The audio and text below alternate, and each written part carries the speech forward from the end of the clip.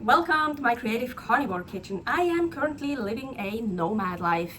This year in April 2024, I got pituitary gland gamma knife treatment to get out a second tumor that they missed at UCSF 3 years ago when I had surgery. And I did that in Istanbul, Turkey. And since then, we are living a nomad life. So after Turkey, we went to Serbia, and now we are in Montenegro. We are still in Montenegro. Here, we're staying for quite a while. So here, my kitchen is this outdoor setup here. This is my outdoor kitchen here. And I was craving gelatin. So I developed a very gelatinous recipe. Here in the video, at first, I used 10 grams of gelatin powder and 500 milliliters of water, what wasn't enough at all. So at the end, I ended up using 50 grams of gelatin powder and 700 milliliters of water. Here, I warmed up half a liter of water. And it didn't boil, but it's like, I don't know if you can see it, it's steaming a bit. So it is warm, it is hot. So I'm just gonna add a little bit. So I'm gonna mix that good. So, and this you call to let it bloom, the gelatin. It's like you basically activate the gelatin. And we're gonna let it stand for 5 to 10 minutes. Okay, this is ready. So now this is the rest of the half liter of water. I warmed it up again, of course, and it wasn't boiling, but like like almost boiling. So. Okay, so I want to use this form, and I was thinking, oh, I should grease it up so I can take them out nicely. But if I grease it up, the gelatin then will get cloudy on the outside and maybe also greasy. And well, I just take my chances. I just want one layer. And yeah, oh my gosh, I forgot. This table is not even, so you can decide for yourself how thick you want your first layer. So, and now I'm gonna put it hopefully evenly into the fridge so it can firm up. This is the gelatin that got totally firmed up. And now here I have quail eggs, hard-boiled. Here is the recipe how I hard-boil quail eggs and how I peel them, because there's a really good trick for that. So anyways, and I slice them. And now I have to think about at the end, I will turn it over. So you will see the bottom side. So now I place them that way that I want them to be seen, like for example that one here. So I have to place it upside down so you see. So now I'm just gonna place those in here.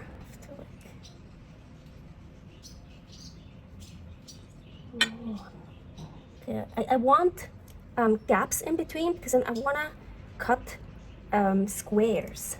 And here I don't even have to heat it up again because it's still liquid and it's warm. It's actually quite warm.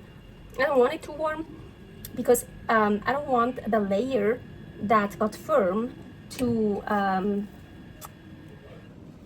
melt again. So I'm a bit scared. Let's see. Okay, let's pour. Okay. Be careful. Pour it slowly. So, and I want to cover them. Oh, I think I can't really cover them because otherwise it just floats. Let's see. Okay, maybe I can't cover them completely yet. So now they go back into the fridge to firm up again. Here I have raw ground veal, and I want to mix in Himalayan pink salt this time. So I'm gonna cover it.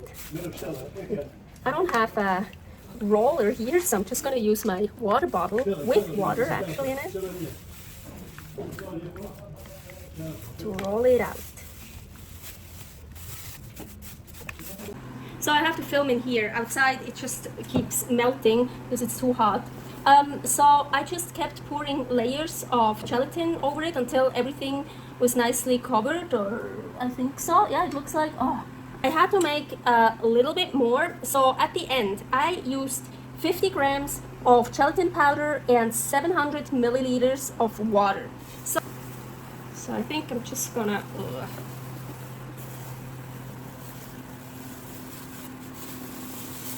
so I have to start somewhere. So I wanna put a layer of this raw ground veal on top. Ooh.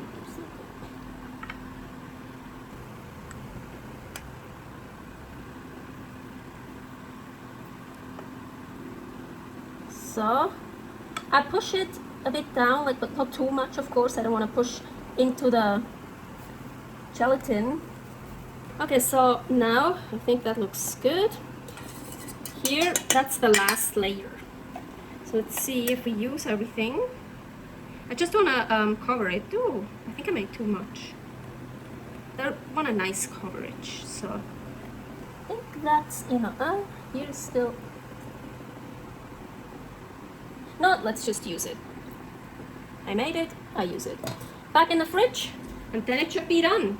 Okay, so I hope it's not too loud because the fan here is running all the time. I can't turn it off. It's otherwise way too hot in here. I think it worked. It looks done. Ooh, do you see those layers here? I hope you can see it. Looks super cool. So now, how to get it out? Whew. It's always a question, huh? I was thinking instead of trying to, well, I could try to loosen up everything and then put something on here, and I probably don't have anything, and then just turn it over and hope everything comes out at once. But I wanna, oh, now it's gonna be hard. Shit, because I wanna cut it, you know, in pieces, but the eggs are underneath. Now I don't know where to cut. I can't believe it. I made it somehow.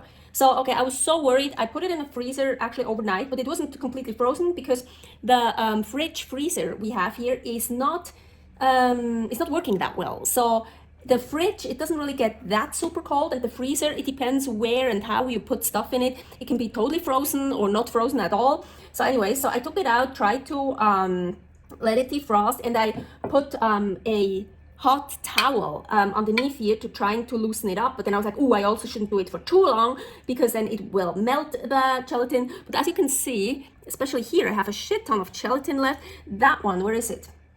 Here, this one here, the egg yolk was still on here. So there's still a lot of gelatin, some egg yolk left in here. But so I didn't do it. Oh, there's like a piece missing. But like this here is perfect. So look, just that here, just look at this. This is how it should have come out. But here also, it's still frozen. So yeah, I really should have done it much longer to let it defrost or put hot towel underneath it.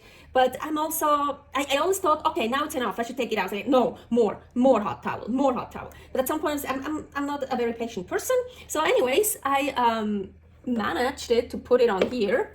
And my idea was now just to cut these squares or rectangles, so you always have a piece with a whole slice of egg.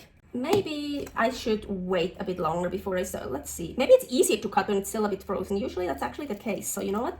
Yeah, let's start cutting here. Yeah, you hear it's totally still frozen.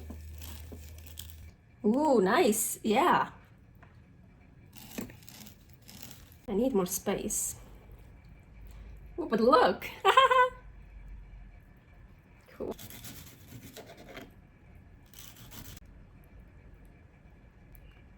Okay, I finally made it, and I'm actually happy how they turned out. I mean, I had some problems. I'm also not in my regular kitchen where I have all my utensils and tools and know how everything works. But look, also the sides, don't they look kind of cool, huh? So I let it defrost. Yes, they defrosted now. Yep, so I don't have to eat them frozen. Well, that could be really good too. So now let's try like a refreshing bite here. See. Agüita.